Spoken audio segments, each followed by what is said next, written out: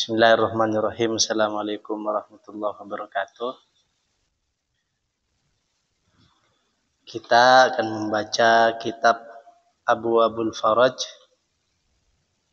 karangan Sayyid Muhammad bin Alawi Al-Maliki. Saya hanya membaca apa yang saya dengar dari murid pengarang ini, yaitu Kiai Salahuddin Munsif. Membaca ulang apa yang saya dengar dari beliau. Kita mulai dari pendahuluan. Bismillahirrahmanirrahim. Allahumma inni a'udzubika an adillah au udallah au azillah au uzallah au adlimah au udlamah au ajhalah au yujhala alayya. Wa sallallahu ala sayyidina Muhammad wa ala alihi wa sahbihi wa sallam. Alhamdulillahi rabbil alamin. Bismillahirrahmanirrahim. Qala al-mu'allifu rahimahullahu ta'ala wa nafa'ana bihi wa bi ulumihi fid dharain amin. Al-muqaddimatu, pendahuluan. Alhamdulillah, segala puji hanya bagi Allah. Allahumma ya Allah, Rabbana Tuhan kami, lakah ialah hanya padamu, alhamdulillah, adapun segala puji, bima karena khalaqtana, engkau menciptakan kami. Jadi pengarang bersyukur kepada Allah Subhanahu wa taala karena telah diciptakan. Wa razaqtana, dan engkau telah memberikan rizki kepada kami. Kita harus mencontoh beliau, bersyukur karena telah diberikan rizki kehidupan, rizki kesehatan dan lain sebagainya. Wa hadaitana, dan Anda telah memberikan petunjuk kepada kami. Ini yang paling pokok. Kalau bukan petunjuk dari Allah, mungkin kita beragama Hindu, agama-agama lain yang tidak diridhoi oleh Allah. Sehingga kita harus bersyukur diberikan nikmat Islam ini, diberikan petunjuk oleh Allah, sehingga kita bisa menjadi hamba yang diakui oleh Allah agamanya. Innad dina indallahil Islam. Kita tidak bisa membayangkan kalau kita beragama lain sehingga nanti ketika wafat kita kekal dalam neraka di atas api selama-lamanya. Oleh karena itu harus kita bersyukur. Alhamdulillah, dengan Islam sendiri kita itu harus bersyukur. Wa alam tanah, dan engkau telah mengajari kami ilmu dari hal-hal yang kecil seperti bisa berbicara. Kita tidak bisa membayangkan kalau kita tidak bisa bicara, tidak bisa berkomunikasi, maka ketika kita tidak bisa hal-hal tersebut, kita tidak bisa menikmati kehidupan. Karena ketika kita baru lahir, kita la ta'lamuna syai'a. Wallahu akhrajakum min butuni ummahatikum la ta'lamuna syai'a. Allah mengeluarkan kita dari perut ibu kita itu tidak tahu apa-apa. Kemudian Allah menjadikan telinga untuk mendengar, mata untuk melihat, kaki untuk berjalan. Kita tidak bisa membayangkan ketika satu kaki kita saja dilumpuhkan oleh Allah. Maka semuanya harus disyukuri. Alhamdulillah. Wa anqadhtana, dan engkau telah menyelamatkan kami. Ketika kita tidur kan tidak ada hewan yang menyengat kita. Itu salah satu bentuk Allah telah menjaga kita. Wa farrajtah anna, dan Anda telah membuat kami bahagia. Sesuai dengan judulnya, kita akan menikmati ilmu hadis-hadis tentang Abwaul Faraj. Arti dari kitab ini adalah pintu-pintu kebahagiaan. Tentunya bahagia menurut Nabi Muhammad sallallahu alaihi wasallam dan bahagia menurut ulama-ulama salaf. Lakal hamdu, lakah ialah bagimu alhamdu adapun segala puji bil imani karena iman. Iman yang ada pada diri kita itu harus bersyukuri. Alhamdulillah binikmatil iman wal Islam. Karena tanpa keimanan semua aktivitas ibadah kita tidak akan diterima. Jadi memiliki iman saja itu sudah nikmat besar. Walakah dan padamu dan ialah padamu alhamdulillah adapun segala puji bil islami dengan agama Islam. Agama Islam ini yang telah membawa kita untuk mengenal Allah yang dibawa oleh Rasulullah. Oleh karena itu kita harus bersyukur karena telah mempunyai agama yang membuat kita bahagia. Di antara ajaran agama ini kita tidak boleh berburuk sangka kepada Allah. Kita tidak akan makan. Ada sebuah kisah yang disampaikan oleh Gus Baha. Itu beliau pernah berkata, ada sebuah cerita seorang pelacur yang mendaftarkan diri jadi pelacur. Dia sudah berumur 20. Dia mengatakan, kalau saya tidak bekerja seperti ini, saya tidak makan. Padahal dia baru menjadi pelacur ketika berumur 20. Kemudian ditanya balik, kalau kamu ragu terhadap rizkimu karena tidak bekerja seperti ini, mengapa kamu dulu tidak memikirkan rizki dari baru lahir sampai umur 20, toh kamu sampai sekarang masih makan, masih hidup. Jadi kita ini bahaya, katanya Kyai Salahuddin Munsif, sangat bahaya apabila orang itu mengkhawatirkan tidak makan. Pasti makan. Beliau Kyai Salahuddin Munsif itu menyampaikan, wa ma min dabatin fil ardi. Ayat tersebut disampaikan oleh beliau bahwa setiap manusia yang diciptakan oleh Allah itu juga akan diberikan nikmat makan oleh Allah. Jadi tidak boleh membahayakan diri sendiri atau menyampaikan orang lain tentang kekhawatiran tidak makan. Pasti makan, pasti hidup. Walakal hamdu bil Qur'ani. Walakah dan ialah bagimu alhamdulillah adapun segala puji bil Qur'ani karena Al-Qur'an, sebab Al-Qur'an. Al-Qur'an itu nikmat. Dengan Al-Qur'an yang dikaji oleh para ulama, kita bisa terarah.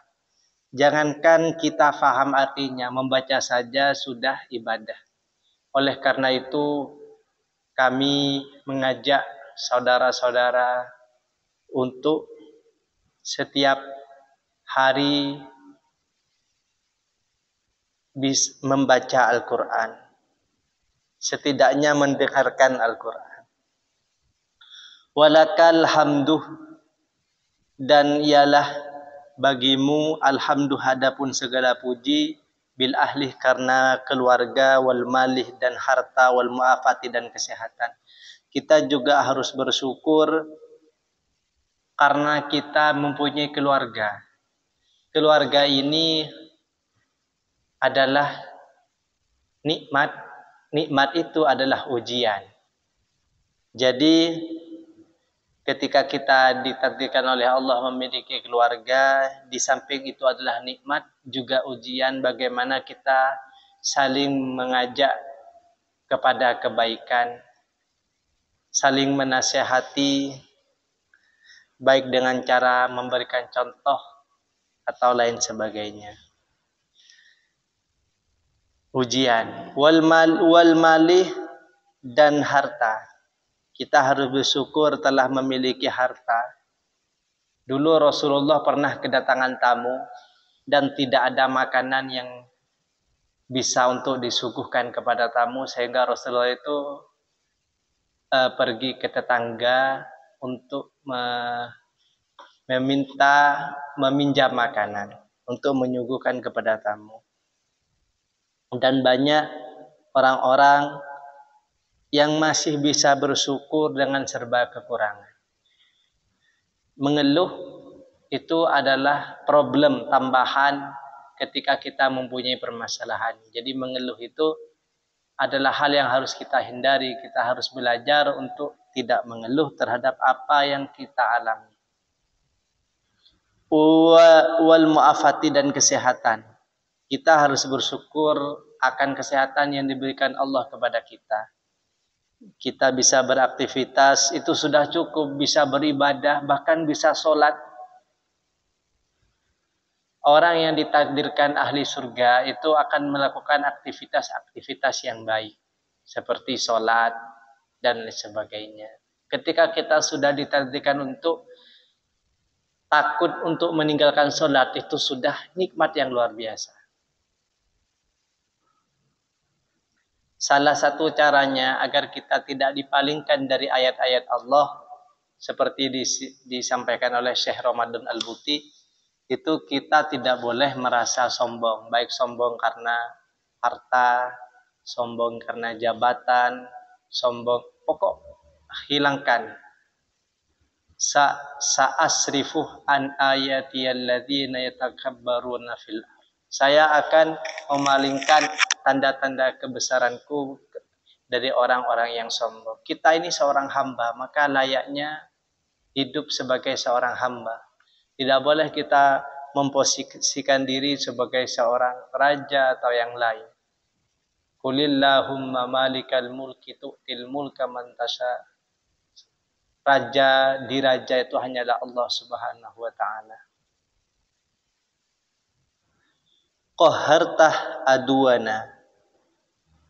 Allah, engkau memaksa musuh kami, yaitu orang-orang kafir. Ketika kita wafat, naudzubillah, ketika ada orang mati kafir, maka akan diseret ke neraka, dipaksa, tidak bisa menolak. Wa basattah rizqana, dan engkau telah melapangkan rizki kami. Rizki itu tidak semuanya berbentuk uang. Termasuk kesehatan itu juga rizki.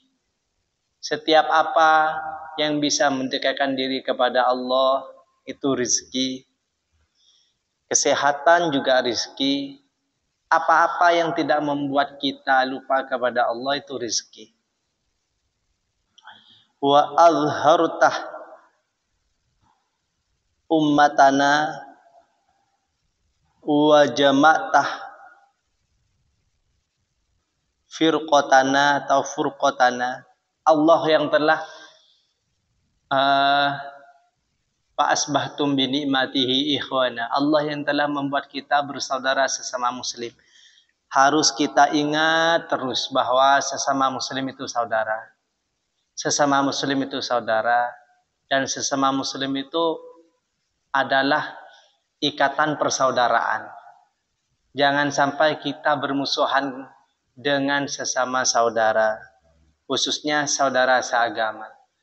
Kalau kita melihat sejarah di zaman Nabi Muhammad ketika hijrah dengan kaum muhajirin ke Ansor, kaum Ansor itu menyambut, bahkan menyediakan tempat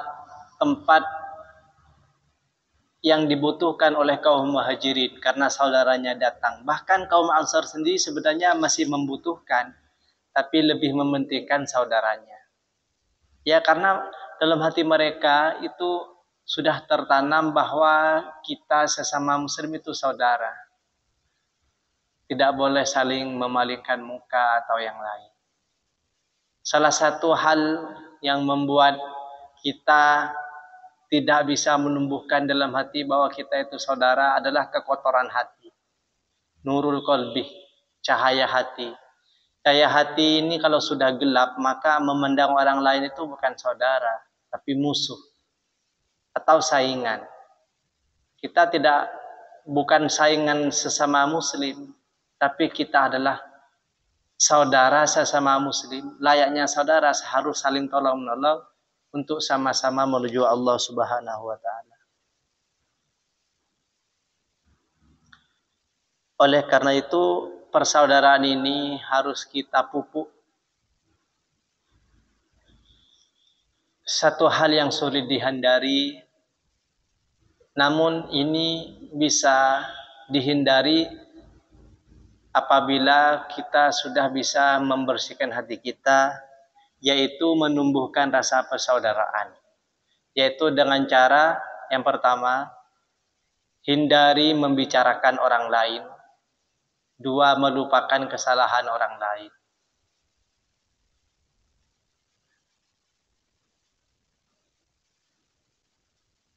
Kita memaafkan sebagaimana kita itu suka ingin dimaafkan oleh Allah. Kalau kita ingin dimaafkan oleh Allah, maka kita harus memaafkan orang lain. Wa ahsantah mu'afatana, dan engkau telah memperbaiki kesehatan kami.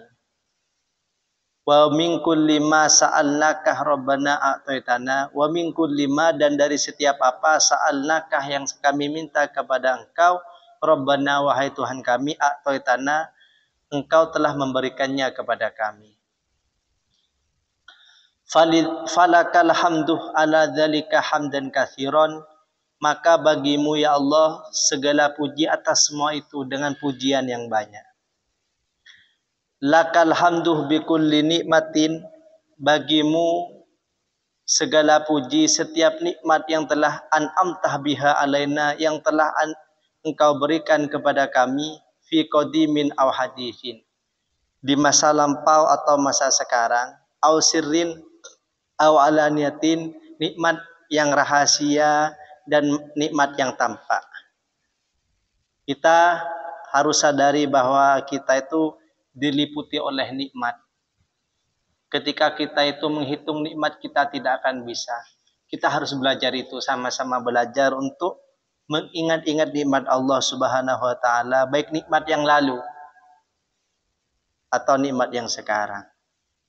Kita tidak boleh terlalu berfoya-foya dengan kebahagiaan agar kita tidak banyak menimpa kesulitan. Ketika kita terlalu berfoya-foya dengan kebahagiaan, maka akan ditunggu dengan ujian yang lain.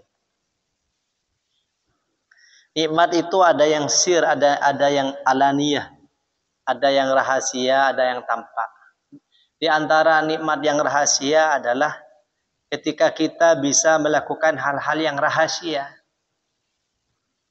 Semisal kita melakukan ngaji dengan rahasia, kita itu bisa sholat sunnah dengan rahasia, atau nikmat yang tampak. Au khosotin au amatin, nikmat yang khusus atau yang umum. Au hayyin au mayitin, hidup atau mati. Hidup atau mati juga nikmat. Kita hidup bisa beraktivitas baik, kita mati berarti kita lepas dari perbuatan yang buruk. Jadi tidak bisa nambah keburukan lagi kalau mati.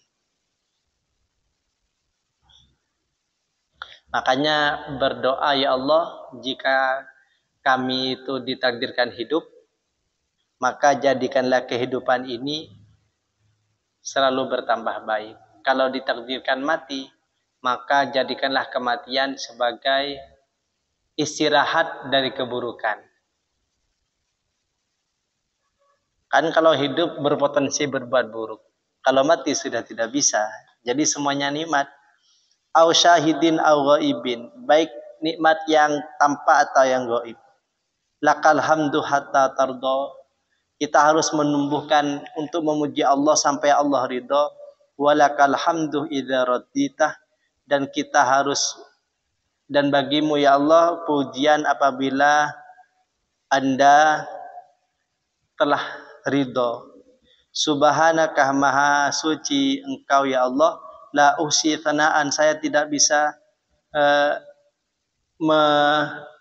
mengungkapkan rasa pujian kepadamu, alaika antah kama asnaita ala nafsika, sebagaimana engkau ya Allah memuji dirimu. Tidak bisa kita memuji kepada Allah, tidak mampu. Saking banyaknya nikmat Allah yang diberikan kepada kita. Nikmat telinga saja, dengan telinga kita bisa mendengar orang baca Al-Quran, kita bisa berkomunikasi. Coba bayangkan kalau kita tidak bisa mendengar apa-apa. Betapa nikmatnya orang yang mempunyai telinga bisa mendengar suara ibu, umi, bisa mendengar suara anak, bisa mendengar orang bersolawat. Coba kalau tidak dengar apa-apa. Itu hanya telinga, bukan yang lain. Tangan. Seandainya kita tidak punya tangan, kita makan seperti kucing, langsung mulut kita disentuhkan ke piring. Masya Allah, segala apa yang dikehendaki oleh Allah. Artinya setiap ini untuk menghilangkan kesombongan ya. Masya Allah la quwata illa billah. Keberhasilan apa-apa itu sebenarnya kehendak Allah. Sebenarnya tidak ada kekuatan kecuali pertolongan Allah. Jadi ketika kita berhasil tentang sesuatu, tidak boleh keberhasilan itu menjadikan kita sombong. Karena apa? Karena itu semata-mata memang sudah Allah takdirkan dan Allah yang menolong. Allahumma lakal hamdu. Ya Allah, bagimu adapun segala puji. Kama yanbaghi li jalali wajhika wa azimi sultanik, sebagaimana pujian yang pantas bagi keagunganmu dan keagungan kerajaanmu. Amma ba'du, fa hadza kitabun, kitab ini jama'na fihi jumlatan minal atiyati wal awradi, kami kumpulkan sejumlah doa-doa dan wirid-wirid, wa jumlatan min khosoisi suwari wal ayati, dan kumpulan surat-surat Al-Quran dan ayat-ayat yang dan kandungannya, wa asroril alkari wal awradih, dan rahasia-rahasia di balik zikir dan wirid, ma'abayani jumlatin min ijtihadil arifina, serta penjelasan ijtihad para ulama yang sudah ma'rifat kepada Allah, fi kaifiyati tartibi tilkal awrad, di dalam cara urutan wirid-wirid ini. Jadi dalam wirid ini, dalam kitab ini akan menjelaskan tentang doa-doa, wirid-wirid yang membuat kita bahagia insyaallah. Di antara di dalam bab yang pertama ini dijelaskan tentang doa. Nah, ada hadis yang menarik dalam kitab ini, yaitu man sarrahu ayyastajiballahu lahu inda syada'id. Barang siapa yang ingin bahagia diterima oleh Allah doanya ketika lagi susah, falyukthir atau falyukathir minad du'a firraha, maka perbanyaklah doa ketika bahagia. Biasanya kan doa itu dipanjatkan ketika susah saja, ketika bahagia lupa. Maka ketika kita ingin doanya dikabulkan ketika susah, perbanyaklah doa ketika bahagia. Laisa syai'un akramah 'ala Allah minad du'a'i firraha. Tidak ada hal yang lebih mulia bagi Allah daripada doa ketika lagi bahagia. Makanya ketika kita bahagia, perbanyaklah doa. Jangan kebahagiaan itu menjadikan kita lupa kepada Allah. Jangan kebahagiaan itu membuat kita terlena. Justru kebahagiaan itu semakin ingat kepada Allah. Kenapa? Agar ketika susah, mudah diterima oleh Allah Subhanahu wa ta'ala. Sebaliknya, kebanyakan dari kita kan ketika sulit baru berdoa. Namun ketika bahagia, lupa. Itu hal yang harus kita akui bersama. Khususnya saya pribadi harus belajar tetap mengingat Allah fi kulli halin. Nah, ini satu hadis yang terdapat di kitab Abwaabul Faraj, pintu-pintu kebahagiaan.